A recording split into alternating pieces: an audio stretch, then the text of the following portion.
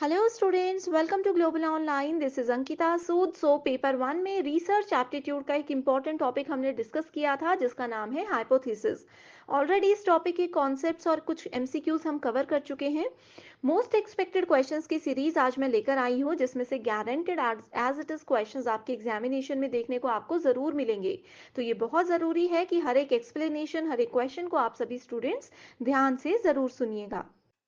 Students, paper one में आप सबको हेल्प करने के लिए एक कंप्लीट कोर्स में लेकर आई हूँ जिसमें अगले 30 दिन के अंदर आपको रोज 2 से 3 लाइव लेक्चर्स के साथ पेपर से पहले 100% सिलेबस तो कवर करवाया ही जाएगा। साथ ही आपकी रिवीजन के लिए full syllabus MCQs and PYQs भी दिए जाएंगे जिसमें कि आपको कुछ ऐसे ट्रिक्स बताऊंगी जिससे इजीली करेक्ट आंसर को पेपर में आइडेंटिफाई किया जा सकता है।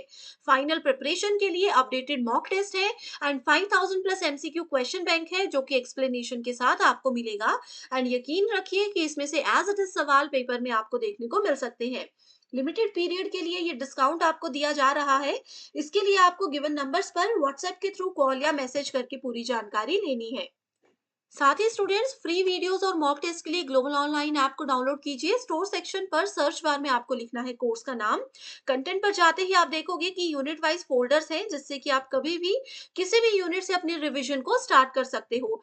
आपके स्टेट के अलावा अदर स्टेट्स के पीवाईक्यूज भी हम आपको देते हैं प्रैक्टिस के लिए, ताकि आपको अपकमिंग एग्जामिनेशन के लिए एक आइडिया मिल जाए कि किस लेवल के सवाल पूछे जा रहे हैं।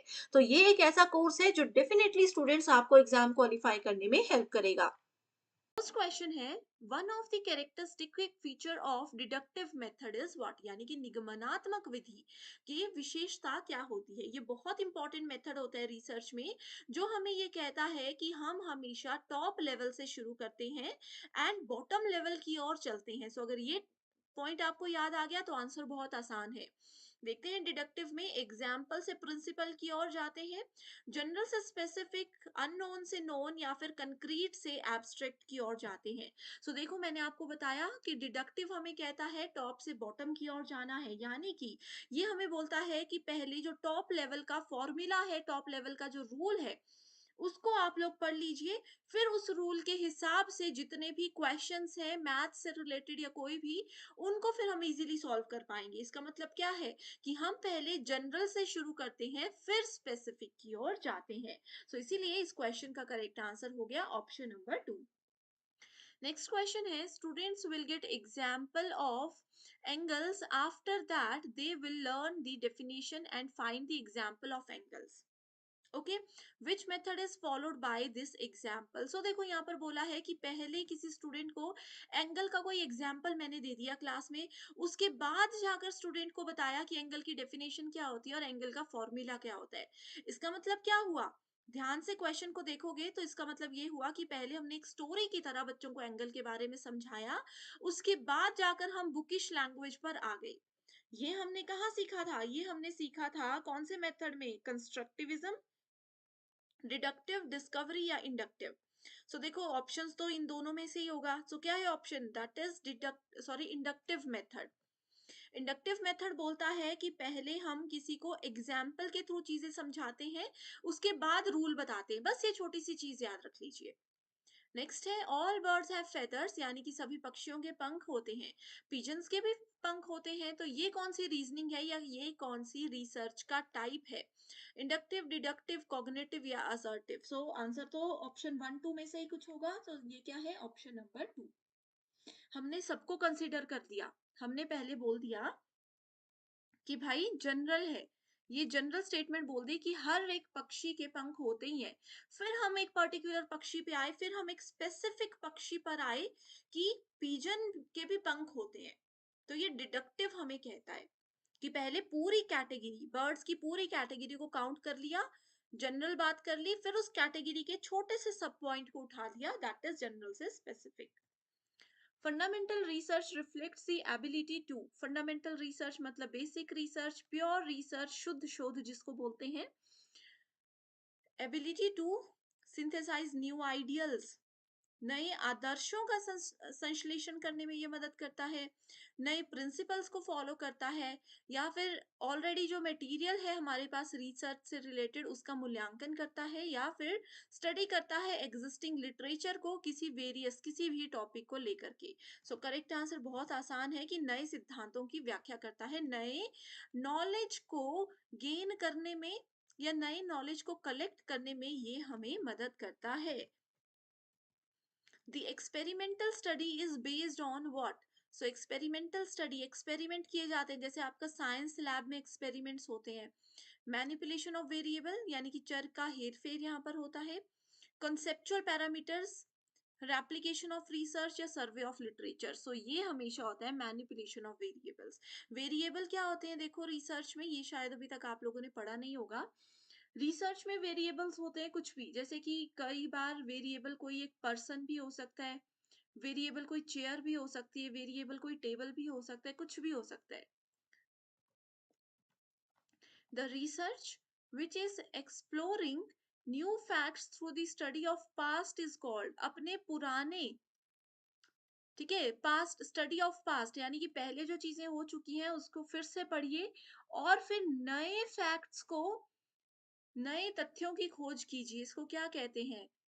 फिलोसॉफिकल रिसर्च, हिस्टोरिकल, माइथोलॉजिकल या फिर कंटेंट एनालिसिस। नाम आसान है, हिस्टोरिकल रिसर्च, जो चीजें पहले हो चुकी हैं उन्हीं को उठा करके हम क्या कर रहे हैं, कुछ नया नॉलेज लेने की, कुछ नया ज्ञान इकट्ठा करने की कोशिश कर रहे हैं। अगला क्वेश्चन है, which among the following is not a feature of deductive method? Not पर फोकस रखिएगा।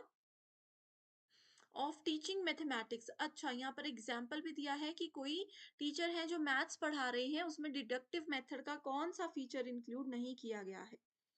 This method saves time and energy both for students and teachers.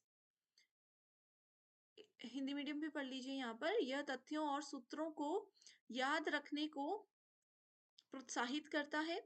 इस विधि में शिक्षार्थी सामान्य से विशेष की ओर बढ़ता है, ठीक है, जनरल से स्पेसिफिक की ओर बढ़ता है। कहा है यह विधि शिक्षार्थी को नियमों, सूत्रों की खोज करने और सामान्यीकरण करने में मदद करती है। सो देखो डिडक्टिव की प्रॉपर्टीज फिर यहाँ पर आ गई, वही चीजों के आसपास हम घूम रहे हैं। तो ये है, this method help learner to discover laws, formulas and generalization. क्योंकि इसमें पहले हम लोग रूल यानी कि पहले हम लोग फॉर्मूला पढ़ते हैं, उसके बाद उस फॉर्मूला को कैसे रियल लाइफ में यूज करना है वो हम देखते हैं। ओके, ठीक है, ये यहाँ पर कहा हुआ है। सो इसमें पूछा था नॉट, ठीक है। सो इसमें मैंने आप लोगों को जब भी बताया कि पहले रूल पढ़ते हैं फिर रियल लाइफ में उसको कहाँ यूज करना है वो देखते हैं। तो इसमें कहा है कि सिर्फ हम क्या करते हैं, डिस्कवर करते हैं, फॉर्मूला को डिस्कवर नहीं किया जाता, लॉज को डिस्कवर नहीं किया जाता। तो बाकी सारी स्टेटमेंट सही है, सिर्फ ये गलत है। स्टेटमेंट्स बेस्ड क्वेश्चन है, आपको बताना है कौन सी सही है कौन सी गलत है। The research questions should be linked to each other. Research के दो क्वेश्चन है, मान लीजिए एक प्रॉब्लम बड़ी है, उसी से रिलेटेड एक छोटा क्वेश्चन हमारे माइंड में आ गया, तो ये बोलते हैं कि दोनों एक दूसरे से जुड़ी हुई होनी चाहिए, रिसर्च की प्रॉब्लम्स या रिसर्च के क्वेश्चंस, ठीक है। दूसरा बोलता है, तो ये स्टेटमेंट तो सही है, रिसर्च क्वेश्चन शुड बी इधर ब्रॉड और नैरो, या तो क्वेश्चन बिल्कुल व्यापक होना चाहिए या तो संकीर्ण होना चाहिए। तो ये गलत है, जरूरी नहीं है ऐसा, जैसा भी क्वेश्चन बन गया वो बन गया रिक्वायरमेंट के अकॉर्डिंग, ठीक है। So option number statement 1 true है, स्टेटमेंट 2 फॉल्स है। Next question is, the qualitative data analysis is governed by codified prescriptions of quantitative data analysis, यानी कि गुणात्मक डेटा विश्लेषण मात्रात्मक डेटा विश्लेषण के संहिताबद्ध नुस्खों द्वारा नियंत्रित होता है। तो ये तो बिल्कुल गलत है, ये कोई रूल हमने कल पढ़ा था? नहीं पढ़ा था लाइव लेक्चर में। स्टेटमेंट 2 बोलती है qualitative data analysis has many approaches of which grounded theory is important. इसमें यही कहा है कि क्वालिटेटिव की ना बहुत सारे तरीके होते हैं, जिसमें कि ग्राउंडेड थ्योरी भी बहुत इंपॉर्टेंट है, ठीक है, यानी कि बेसिक लेवल से शुरू करना हमें ग्राउंडेड थ्योरी सिखाता है। सो ये बिल्कुल सही है। सो करेक्ट आंसर हो गया option number 4। Next question, which of the following statements are true? Qualitative research has its own place in many areas of study, कि इसकी अपनी कुछ खास प्रॉपर्टीज होती हैं, बहुत जगह पर इसको इस्तेमाल किया जा सकता है, तो ये सही है। पढ़ते समय ना आप लोग ध्यान से पढ़िएगा, क्योंकि क्वालिटेटिव क्वांटिटेटिव स्पेलिंग एकदम से देखने में समझ नहीं आती, स्टूडेंट्स इसी वजह से गलत आंसर्स कर देते हैं। ठीक है, तो यहाँ पर कहा है कि quantitative studies have no place in social sciences, इसमें ऐसा कोई प्लेस नहीं है। ये स्टेटमेंट गलत है, क्योंकि क्वांटिटेटिव का सोशल साइंस में यूज होता है। ठीक है, इसलिए ये स्टेटमेंट गलत होगी, क्योंकि यहाँ पर नो लिखा है। अगला है, qualitative and quantitative research should be totally segregated. ठीक है, तो ये भी गलत है। Next is, qualitative research has many approaches, ये हमने लास्ट क्वेश्चन में भी पढ़ा था, तो ये बिल्कुल सही है।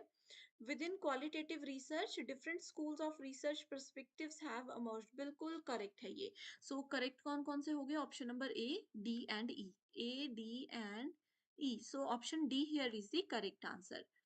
ठीक है स्टूडेंट्स, तो ये हमने देखे आज के मोस्ट इम्पॉर्टेंट क्वेश्चंस।